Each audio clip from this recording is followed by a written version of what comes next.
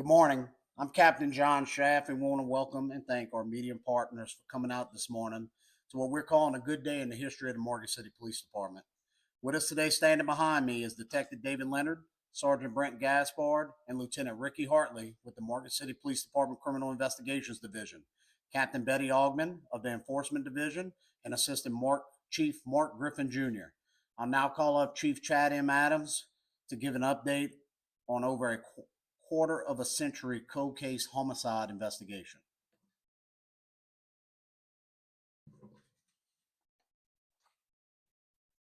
On October 8th of 1998, the Morgan City Police Department responded to Young's Road regarding a body that had been discovered behind Youngsport near the wooded area. The body of Amber Lynn Jenkins Garcia was located and determined that her death was a result of a homicide.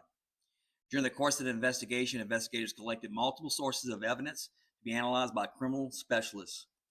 As the investigation continued, information and leads turned cold, and investigators were unable to determine who was responsible for Ms. Garcia's death.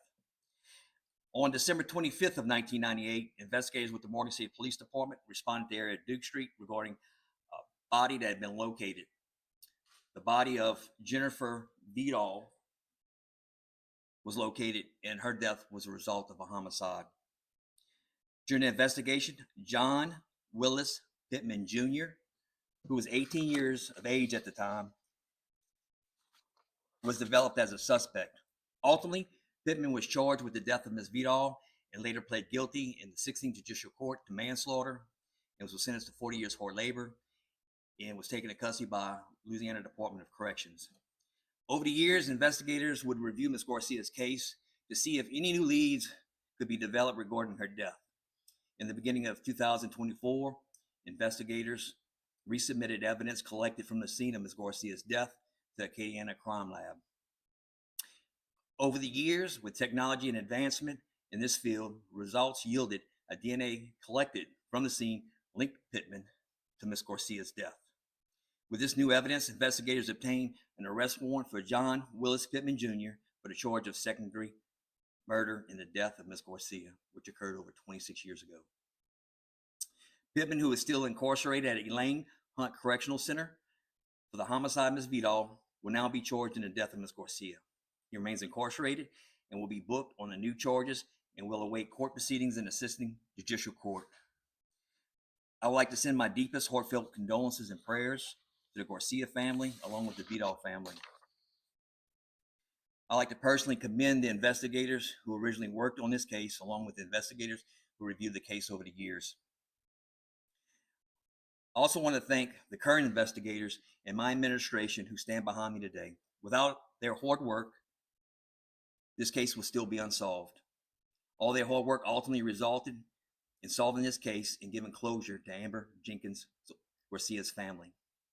To protect the integrity of this case as it moves forward in the criminal justice system, I will limit information released. We'll now move to answer a few questions one at a time.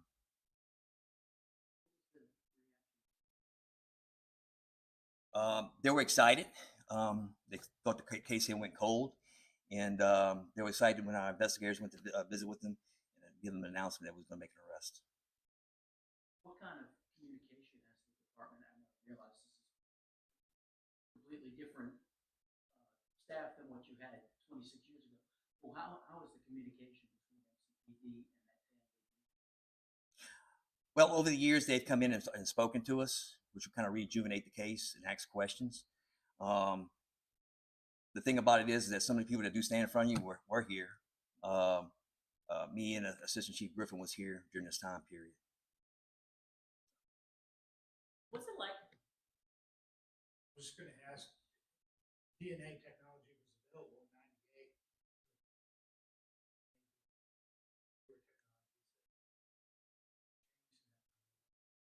The advancement and to be able to test the material and come up with a DNA profile. What is it like to be able to happen out of any 1 year old? What does it say to your department? Look, at the end of the day, Morgan City Police Department, when a crime like this occurs, we work on it diligently to make sure that we can bring closure to the family and make an arrest in it. I know for myself, being involved in these cases, that I'm happy to be able to tell the family what took place with their loved one. Unfortunately, it was a heinous crime, but be able to give them some closure. So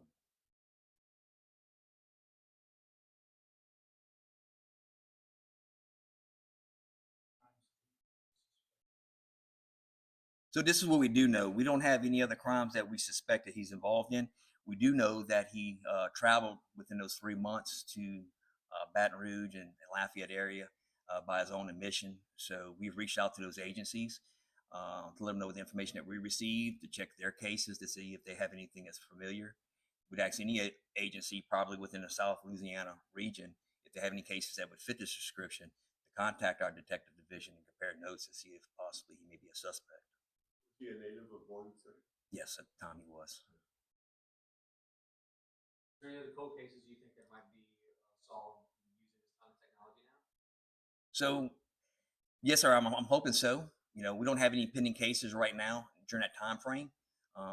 With advancement as we move on, we're able to always go back and revisit cases sometime and solve them that way. With the technology that you had now, how were you able to determine that it was actually him as opposed to what you could have done 27 years ago?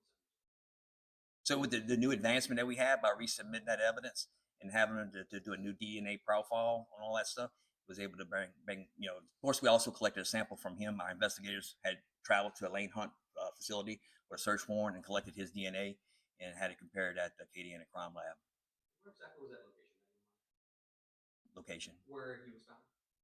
at a Lane Hunt Yes. correctional facility.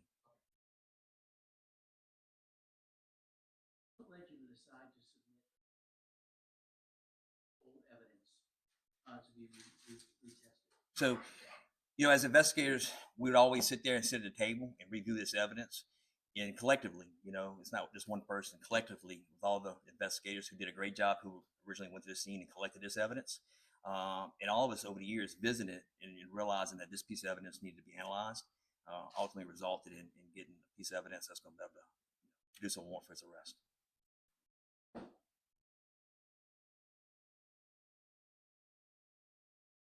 That's it. We're going to go ahead and conclude this interview. Could you spell his name for us, please? Yes, sir. Yes, ma'am. It's going to be John Willis Pittman. John, John Willis, Willis Pittman, Pittman. And he's a junior. Would you mind spelling the two victims' names as well, please? Yes.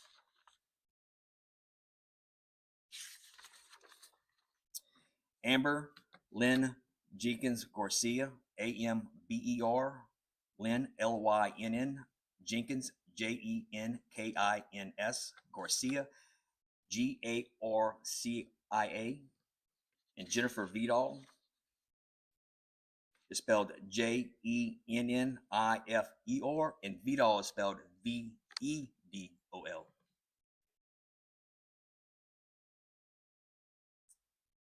Well, I would like to thank the media coming out today and covering the story. We appreciate it. Thank you.